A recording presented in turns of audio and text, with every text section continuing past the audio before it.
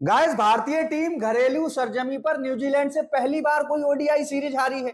अब जब इतनी बुरी तरह से ओडीआई सीरीज हारी है तो फिर हार के कारणों पर चर्चा बनती है। मैं तीन चार ऐसे पॉइंट्स लेके आया हूं जिससे आप भी एग्री करेंगे। देखो, पहले ओडीआई में 117 तक कोई विकेट नहीं ले पाए थे हम। किसका? न्यूजीलैंड का, जब वो बल्लेबाजी कर रहे थे। दूसरे ओडीआई में हमने 284 बनाए थे, उनके 46 पे 2 विकेट गिरा लिए थे। उसके बाद हम मात्र 1 विकेट ले पाते हैं और वो 286 रन बना लेते हैं। 3 विकेट के नुकसान पर हम 7 विकेट से हार जाते। तीसरे ओडीआई पर 5 पर 2 गिरा लिए थे उनके, और सबसे बड़ी बात 58 पे 3 गिरा लिए थे, और वहां से वो 337 रन बना लेते हैं।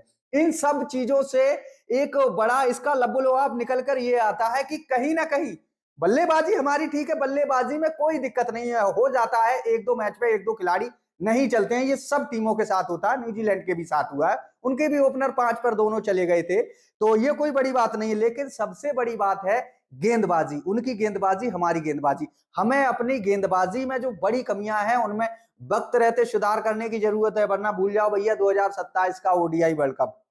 नंबर एक, कुलदीप यादव।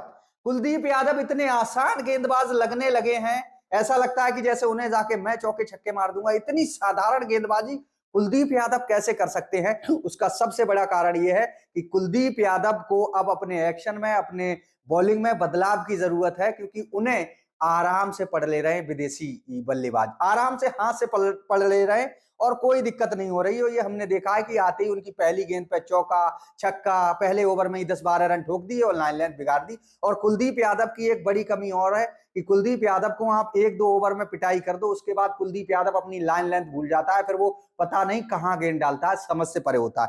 दूसरा, रविंद्र जडेजा। रविंद्र जडेजा के भी विकल्प तलाशने की बहुत ज्यादा जरूरत है। जडेजा तो वो खिलाड़ी हैं 2013 से भारतीय सरजमी पर अर्धशतक नहीं लगाया है, और पिछले 1.5-2 साल से गेंदबाजी में बिल्कुल साधारण गेंदबाज दिखाई दिए, ना गेंदबाजी हो रही है ना बल्लेबाजी हो रही है। नंबर 3, बुमराह का विकल्प। बुमराह जब भी नहीं होते हैं टीम इंडिया में, टीम इंडिया की तेज गेंदबाजी बेहद साधारण, बेहद कमजोर दिखाई देती है। तो बुमराह के जैसा और लाओ। बुमराह नहीं होंगे फिर क्या करोगे आप? बुमराह की तरह एक अच्छा तेज गेंदबाज तराशने की जरूरत है।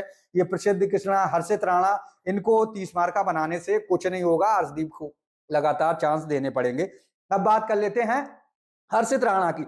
हर्षित राणा को आप एज ए ऑलराउंडर खिला सकते हैं। आप विशुद्ध प्योर तेज गेंदबाज के रूप में इस्तेमाल करेंगे तो आपकी लुटिया डूबेगी। कल भी 84 रन देके गए, हालांकि मान लिया कि उन्होंने 3 विकेट लिए और अर्धशतक लगाया। और सबसे बड़ी बात यह कि विराट कोहली का विकल्प तलाशो, वरना कोहली के जाने के बाद तो आपकी बल्लेबाजी में कुछ बचेगा ही नहीं। तो कोहली की जगह लेने के लिए अगर पूरी तरह से तैयार है कोई, तो एक तो लड़का है तिलक वर्मा जो अभी T20 खेल रहा है, उसे ओडीआई में लाओ, या फिर भैया ऋतुराज गायकवाड़ को इस बल्लेबाजी क्रम में शामिल करो।